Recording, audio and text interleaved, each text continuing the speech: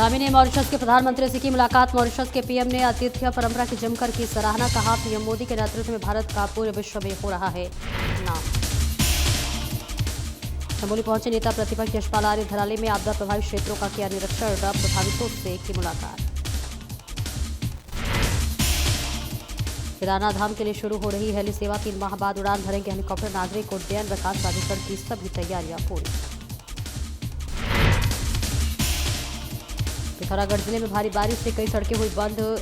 नना गिमल की पहाड़ी से हुआ लैंडस्लाइड। मार्गों को खोलने का कार्य युद्धस्तर पर जारी है। और नैनीताल में अवैध नशे के कारोबारियों पर कड़ा प्रहार। नशा तस्करों के ठिकानों पर पुलिस टीम का छापा। 2 नशा तस्कर भाइयों की चालाकी बेनकाब।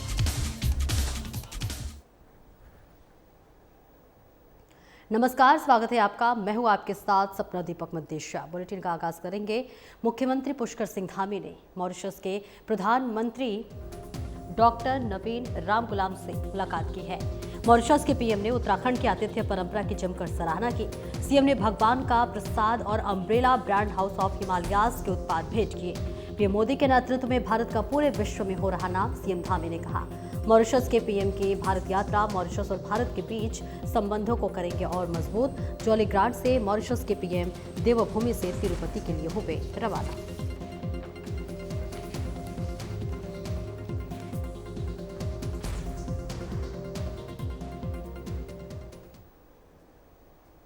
और आगे बढ़ेंगे। हिंदी दिवस के अवसर पर एक संस्थान द्वारा संगोष्ठी का आयोजन किया गया। कार्यक्रम में सूचना एवं लोक संपर्क विभाग महानिदेशक बंशीधर तिवारी ने बतौर मुख्य अतिथि शिरकत की। महानिदेशक बंशीधर तिवारी ने माल रोड स्थित हेमवंत कवि चंद्र कुंवर बर्तपाल की मूर्ति पर माल्यार्पण किया और दीप प्रज्वलित कर कार्यक्रम का शुभारंभ किया। कार्यक्रम में वक्ताओं ने चंद्र कुमार बर्तपाल द्वारा रचित कविताओं का वर्णन किया और अल्प आयु में देश के मशहूर कवियों में शामिल होने पर उनके जीवन वृत्तांत पर प्रकाश डाला। इस अवसर पर मुख्य अतिथि बंशीधर तिवारी ने हिंदी दिवस की शुभकामनाएं देते हुए कहा कि चंद्र कुंवर वर्तमान ऐसे कवि रहे हैं जिन्होंने कम उम्र में कविताओं के माध्यम से आम आदमी की पीड़ा को महसूस किया। उन्होंने बताया कि मानसून में जगह जगह क्षतिग्रस्त हुई सड़कों को ठीक करने का काम किया जा रहा है। मानसून के बाद अन्य सौंदर्यीकरण के कार्य भी तेजी से किए जाएंगे। साथ ही उन्होंने शहर में हो रहे अवैध प्लॉटिंग और अवैध निर्माण की कड़ी निंदा करते हुए कहा कि अवैध निर्माणकर्ताओं पर एमडीडीए की पैनी नजर बनी हुई है। एमडीडीए द्वारा अवैध निर्माणकर्ताओं पर लगातार शिकंजा कसा जा रहा है। एमडीडीए के स्वीकृत मानचित्र के अनुसार ही निर्माणकर्ता निर्माण कार्य करें।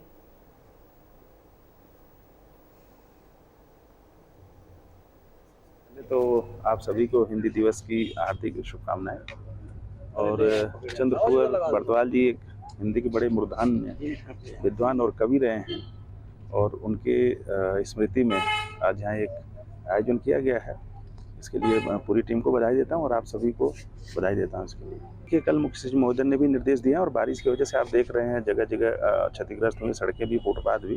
तो जैसे ही बारिश खत्म होती है हम लोग यहाँ पर एक दौरा करेंगे और जहाँ भी सौंदर्यीकरण की और रिपेयरिंग के काम होंगे वो किए जाएंगे।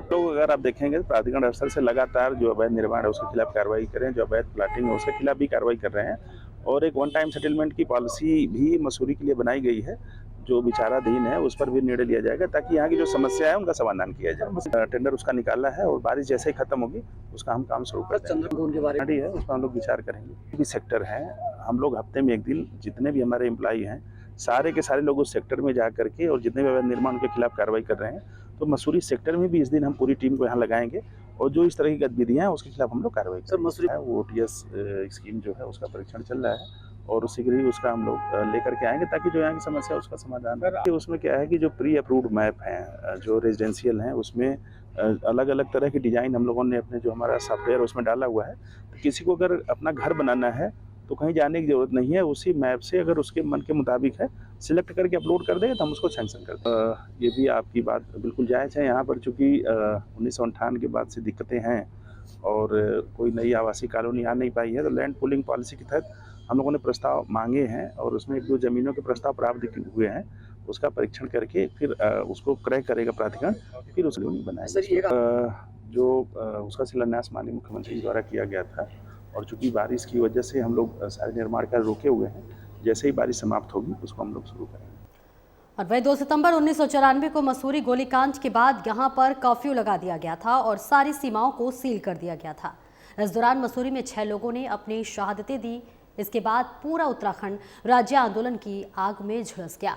इस दौरान पुलिस द्वारा कई वाहनों को तोड़ दिया गया और कई आंदोलनकारियों को गहरी खाई में धकेल दिया गया, जिससे कई लोग घायल हुए और इस दौरान कई लोग शहीद हो गए। वहीं आज बाटाघाट कांड की बरसी पर शहीद स्थल झूलाघर पर राज्य आंदोलनकारी मंच द्वारा उन लोगों को श्रद्धांजलि दी गई और घायलों को राज्य आंदोलनकारी का दर्जा देने की मांग की गई। वहीं 21 सितंबर को पहाड़ के गांधी कहे जाने वाले स्वर्गीय इंद्रमणि बडोनी के जन्म दिवस को धूमधाम के साथ मनाने के लिए भी बैठक में निर्णय लिया गया और तय किया गया कि उत्तराखंड राज्य निर्माण में अहम भूमिका निभाने वाले स्वर्गीय इंद्रमणि बडोनी के जन्म दिवस को धूमधाम के साथ मनाया जाएगा। इस अवसर पर राज्य आंदोलनकारी मंच के संयोजक प्रदीप भंडारी ने कहा कि मसूरी के कर्फ्यू को तोड़ने और शहर के लोगों की स्थिति जानने के लिए हजारों की संख्या में लोगों ने मसूरी पहुंचने का प्रयास किया, लेकिन पुलिस द्वारा उन्हें बाटाघाट पर रोक दिया गया। इस दौरान पुलिस और लोगों के बीच तीखी नोकझोंक हुई और पुलिस द्वारा कई लोगों के साथ बर्बरता की गई।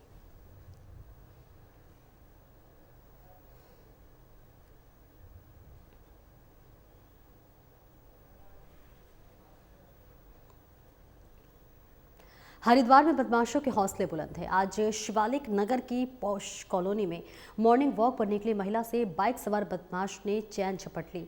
महिला ने शोर मचाया, लेकिन जब तक बदमाश फरार हो गया। लेकिन ये पूरी वारदात सीसीटीवी कैमरे में कैद हो गई। जानकारी के अनुसार घटना शिवालिक नगर के लीलावती हॉस्पिटल के पास की है। पुलिस ने एक दिन पहले ही सोशल मीडिया पर दावा किया था कि शहर में गश्त बढ़ाई गई है और लोग बेफिक्र होकर मॉर्निंग वॉक पर जा सकते हैं। ऐसे में रानीपुर कोतवाली क्षेत्र में दिन दहाड़े हुई वारदात से पुलिस की सुरक्षा व्यवस्था पर भी सवाल उठ रहे हैं।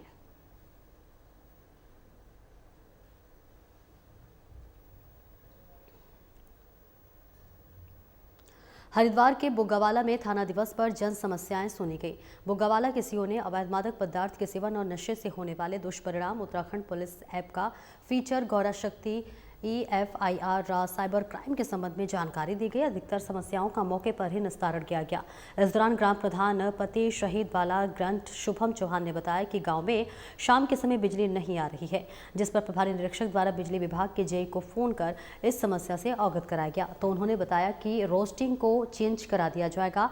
ग्राम बुधवार शहीद के संजय चौहान ने जंगली हाथी द्वारा गन्ने की फसल को नुकसान पहुंचाए जाने की समस्या साझा की, जिस पर प्रभारी निरीक्षक ने वन विभाग के रेंजर से मोबाइल फोन पर वार्ता की, जिससे रेंजर ने कहा कि नियमित गश्त शुरू कराई जाएगी। ग्राम बुग्गावाला के प्रवीण चौहान ने सड़क के दोनों किनारों पर झाड़ियां अधिक होने की शिकायत की गई है। उन्होंने कहा कि झाड़ियां बढ़ने से जंगली जानवरों का खतरा हो गया है, जिस पर प्रभारी निरीक्षक द्वारा PWD विभाग के जेई से मोबाइल फोन पर वार्ता कर झाड़ियां कटवाने के लिए कहा गया।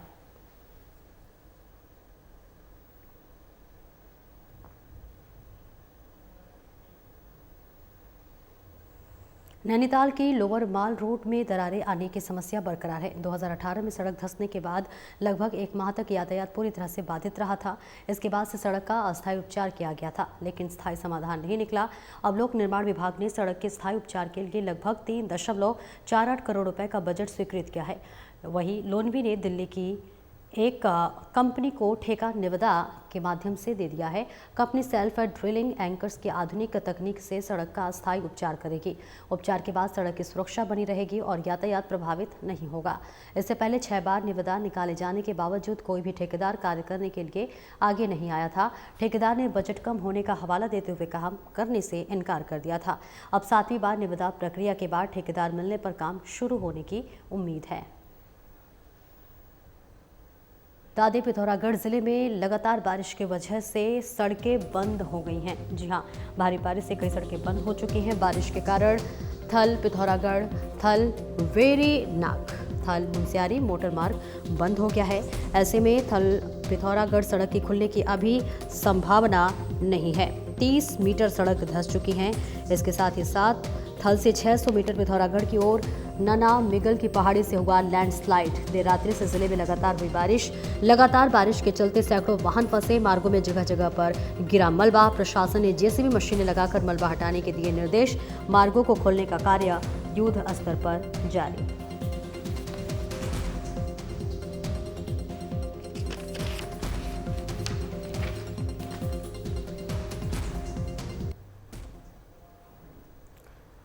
विकासनगर के डाकपत्थर क्षेत्र से एक सनसनीखेज मामला सामने आया है। डाकपत्थर बैराज से एक युवक ने उफनती यमुना नदी में छलांग लगा दी। पहाड़ों में लगातार हो रही बारिश से यमुना नदी इन दिनों उफान पर है। ऐसे में जब युवक ने पुल से नदी में छलांग लगाई तो देखते ही देखते वे तेज लहरों में समा गया। घटना का पूरा वीडियो सीसीटीवी कैमरे में कैद हो गया है। फुटेज में साफ दिख रहा है कि युवक पुल पर काफी देर तक खड़ा होकर कुछ सोचता रहा और फिर अचानक नदी में छलांग लगा दी। इस घटना को देखकर आसपास मौजूद लोग भी सन्न रह गए। सूचना मिलते ही डाकपत्थर पुलिस और एसडीआरएफ की टीम मौके पर पहुंची और रेस्क्यू ऑपरेशन शुरू कर दिया।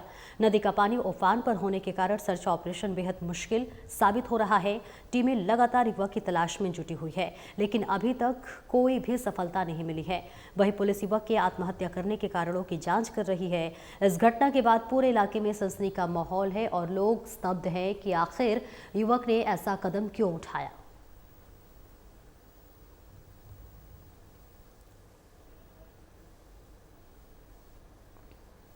यमुनोत्री राष्ट्रीय राजमार्ग पर एक बड़ा हादसा होते होते टल गया। जी हां, दिल्ली से अंबाड़ी लौटकर रहा एक परिवार हरबटपुर चौक से आगे त्यागी टावर के पास सड़क दुर्घटना का शिकार हो गया। प्रत्यक्षदर्शियों के अनुसार कार चालक को अचानक नींद की झपकी आ गई, जिसके कारण वाहन पर से उसका नियंत्रण हट गया और कार तेजी से सड़क किनारे बनी गहरी खाई में जा गिरी। हादसे के समय कार में कुल 5 लोग सवार थे। घटना में 2 से 3 लोगों को हल्की चोटें आई हैं, जबकि बाकी लोग बाल बच गए हैं। हादसे के बाद स्थानीय लोग तुरंत मौके पर मदद के लिए पहुंचे और घायलों को बाहर निकाला। तत्परता दिखाते हुए सभी को नजदीकी अस्पताल पहुंचाया गया। डॉक्टरों ने फिलहाल सभी की स्थिति खतरे से बाहर बताई है। हादसे के बाद क्षेत्र में कुछ समय के लिए अफरा तफरी का माहौल बना रहा। इस घटना ने एक बार फिर लंबी दूरी का यात्रा करने वाले चालकों को सतर्क रहने और पर्याप्त आराम फरमाने की चेतावनी दी है, ताकि ऐसी लापरवाही जानलेवा साबित न हो।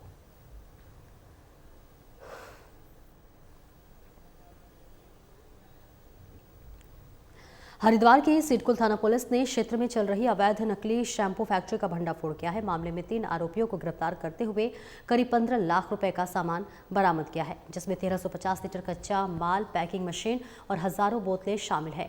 दरअसल पुलिस को डेंसी चौक के पास एक मकान में किसी कंपनी के प्रोडक्ट का डुप्लीकेट सामान बनाकर बेचे जाने की सूचना मिली।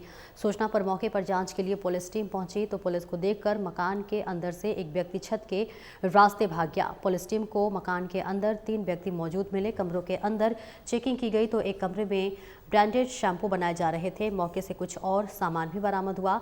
कंपनी के मालिक हसीन से पूछताछ कर VAT drugs and cosmetic licence के बारे में कंपनी ने बनाए जा रहे सामान और कच्चे माल के संबंध में पूछा गया तो उनके पास से कोई भी रिकॉर्ड, दस्तावेज और लाइसेंस नहीं मिले। मामले में फरार की तलाश की जा रही है। पकड़े गए आरोपियों का नाम हसीन अहमद, शहबाज और मोहसिन है। तीनों ही हरिद्वार के रहने वाले हैं। आरोपियों के खिलाफ पुलिस टीम द्वारा वैधानिक कार्रवाई की जा रही है।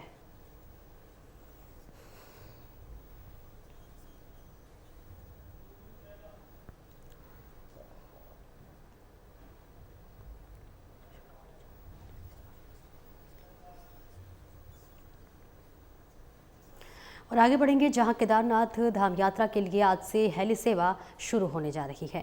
जी हां, आपको बताते चले जी जहां पर केदारनाथ धाम के लिए आज से शुरू होने जा रही है हेली सेवा। 3 माह के बाद केदारनाथ के लिए आज से उड़ान भरेंगे हेलीकॉप्टर। उत्तराखंड नागरिक उड्डयन विकास प्राधिकरण की सभी तैयारियां पूरी। मौसम खराब रहने पर हेलीकॉप्टरों को उड़ान की नहीं होगी अनुमति। सभी कंपनियों की शटल पर रखी जाएगी निगरानी। हेली सेवा संचालन शुरू होने से पहले डीजीसीए की टीम पहुंची उत्तराखंड। टीम ने गुप्तकाशी, सिरसी और फाटा हेलीपैड पर सुरक्षा मानकों का किया निरीक्षण। हेली कंपनियों की ओर से तैनात पायलट और अन्य तकनीकी कारणों को भी परखा। हेली सेवा संचालन के लिए 6 कंपनियों के साथ हेलीकॉप्टर पहुंचे। गुप्तकाशी, सिरसी और फाटा हेली कंपनियों का ट्रायल उड़ान रहा कामयाब। डीजीसीए टीम के साथ बैठक रही सकारात्मक।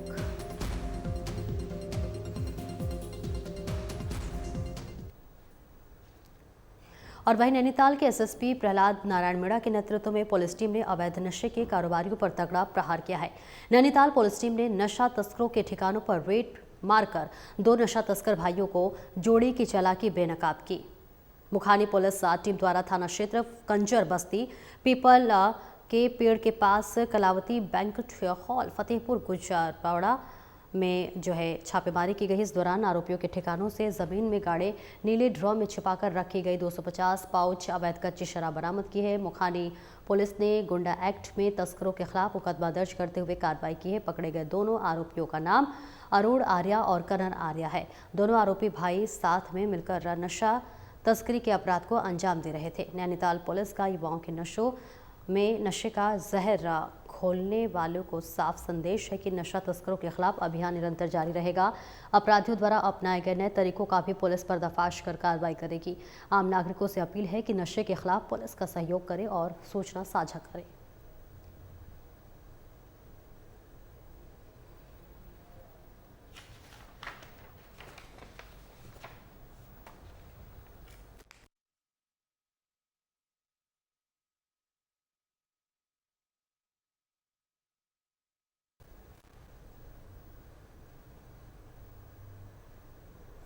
आगे बढ़ेंगे, जहां आपको बता दें कि चमोली पहुंचे नेता प्रतिपक्ष यशपाल आर्य, जहां पर बता दें कि थराली में आपदा प्रभावित क्षेत्रों का निरीक्षण किया। प्रभावितों से मुलाकात की। निरीक्षण के दौरान कांग्रेस के पूर्व प्रदेश अध्यक्ष गणेश गोदियाल भी मौजूद रहे। साथ में थराली में आपदा में हुई भारी क्षति नेता प्रतिपक्ष ने कहा।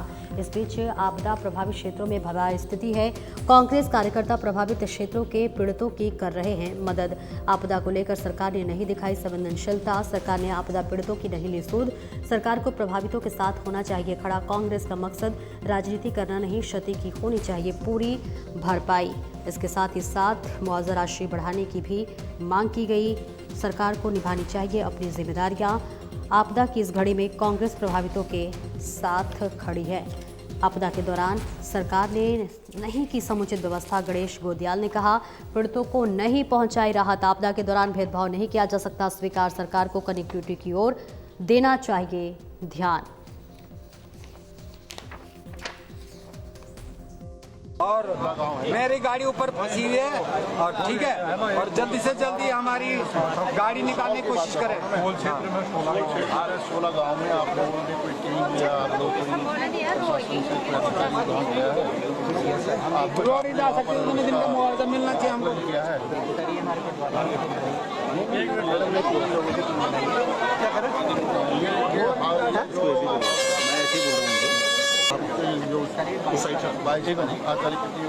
नहीं है कायदे से यहाँ डीएम को देखना चाहिए, कैंप लगाना चाहिए। सोटी के क्या कैंप लगाना चाहिए? ये आवाजाही के से काम नहीं बनेगा।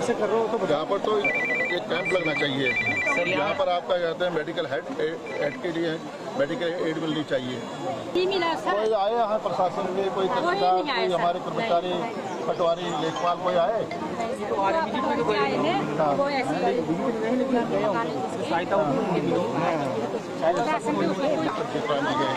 लोगों ने मदद इन्होंने किया है। मैं तो सारे के लिए आया। सरकार के यहाँ पर कैंप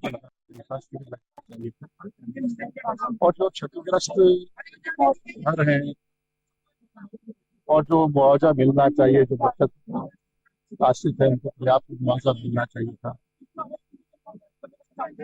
और विस्थापन बहुत बड़ी चुनौती है। अभी तक प्रभावित परिवारों का पुनर्वास दिशा में कोई ठोस पहल नहीं की गई और सब कुछ ईश्वर के भरोसे छोड़ दिया गया है। तो भय का वातावरण बना हुआ है। आज भी अगर बारिश होती है तो आपदा से और ज्यादा नुकसान हो सकता है, ऐसा दिखाई दे रहा है। सरकार अगर संवेदनशील है, सरकार अगर जनादेश जो मिला है उसके अनुरूप सरकार को आगे आकर बढ़ चढ़ कर सामाजिक संस्थाओं से, सामाजिक कार्यकर्ताओं से और जो जाती है उसको यहाँ पर कुछ देना चाहिए था, जिसको यहाँ पर कुछ भी नहीं दिखाई दे रहा। हमारी मांग है कि जो धनराशि 5 लाख रुपया दिया गया है उसको 10 लाख किया गया है। अपने दायित्व से जो जिम्मेदारी है उससे बचना चाहती है। और देखिए, हमें आप पर बड़ा भरोसा है। यहाँ की जो व्यथा है, जो यहाँ की पीड़ा है, जो यहाँ का दर्द है, जो यहाँ की आंखों में आंसू देख रहे हैं माताओं के, बहनों के, एक उनकी उम्मीदें मर चुकी हैं। सरकार अगर ईमानदार होती है, सरकार के अंदर इंसानियत होती है, मानवता होती है, सरकार को प्रभावी कदम उठाना चाहिए था। आपने कहा कि आज भी रोड बंद है, ये प्रमुख मार्ग है, तो यहाँ के हालात देखिए, सारी रोडों में किस तरह से पहुंचा हूं, लेकिन चूंकि हमारे नेता प्रतिपक्ष आदरणीय यशपाल आर्य जी का इस क्षेत्र में दौरा था, वो बहुत दिनों से इस बात से चिंतित थे कि वहां पर आपदा के दौरान सरकार ने समुचित व्यवस्थाएं की हैं कि नहीं की हैं। और उन्होंने कहा कि मैं स्वयं देखना चाहता हूं, तो आज वो स्वयं आए हैं, इसलिए मैं आज दूसरी बार यहाँ पर पहुंचा हूं। मेरा ये कहना है कि आपदाएं आती हैं, सरकार के हाथ में ये नहीं है कि आने वाली आपदाओं को किस हद तक कम कर सके। कुछ कम कर सकते हैं लेकिन पूरी तरह खत्म नहीं कर सकते। लेकिन ये निश्चित रूप में सरकार के हाथ में है कि उसके बाद समुचित तौर पर लोगों को राहत पहुंचाई जाए, ये सरकार के हाथ में है। सरकार इस बात की दोषी है कि सरकार ने समुचित जो व्यवस्थाएं हैं वो नहीं की, लोगों को राहत नहीं पहुंचाई, और उसके बाद जो भेदभाव किया वो भेदभाव असहनीय है, इसको स्वीकार नहीं किया जा सकता। राजनीतिक निष्ठाएं चेक करने की कोशिशें की जा रही हैं और ये इस आपदा की घड़ी में ये स्वीकार्य नहीं है। जब कोई व्यक्ति किसी बड़े पद पर पहुंचता है और शपथ लेता है, तो उस शपथ का एक अंश यह भी होता है कि मैं राग द्वेष के बिना, एक शब्द उसमें ये जोड़ा गया है कि मैं। और इस खबर पर ज़्यादा जानकारी के लिए उत्तराखंड से हमारे ब्यूरो चीफ कमल शर्मा हमारे साथ जुड़ रहे हैं। कमल, देखिए यशपाल आर्य पहुंचे हुए हैं, ऐसे में अगर देखा जाए तो जब यह प्राकृतिक आपदा हुई तब से लेकर और अब तक लगातार सरकार मदद कर रही है, ऐसे में इस तरह के सवाल उठाना। हाँ बिल्कुल, कहें तो सपना आज यशपाल आर्य जो नेता प्रतिपक्ष हैं और पूर्व जो प्रदेश अध्यक्ष है कांग्रेस के गणेश गोबियाल, वो वहां पर पहुंचे हैं, आपदा प्रभावितों से मिले भी हैं और वहां उन्होंने प्रभावितों से मिलकर सारी चीजें व्यवस्था भी देखी है। तो वही मैंने कहा ना, विपक्ष जो होता है और वो विपक्ष का काम होता है आलोचना, और अगर आप वहां जाओ कोई कमियां दिखे तो उसको बताना सरकार को, ताकि सरकार उसको जहां कमियां है उसको दूर कर सके। तो वही आज वो पहुंचे हैं। सबसे बड़ी बात तो उन्होंने वहां देखा है, उन्होंने कहा कि बहुत बड़ी तबाही यहाँ पर आपदा के दौरान हुई, और सबसे बड़ी बात है अभी भी हम देख रहे हैं कि लगातार बारिश का दौर अभी भी यहाँ पर जारी है और थमने को तैयार नहीं है।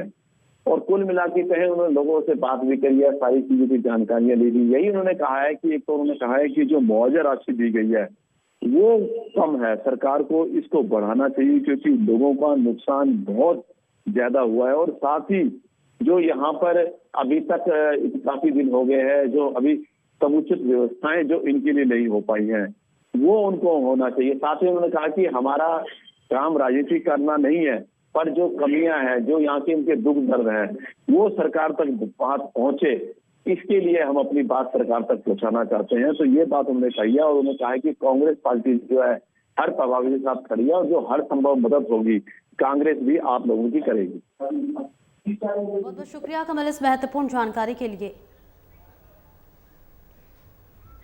फिलहाल इस बुलेटिन में इतना ही। नमस्कार।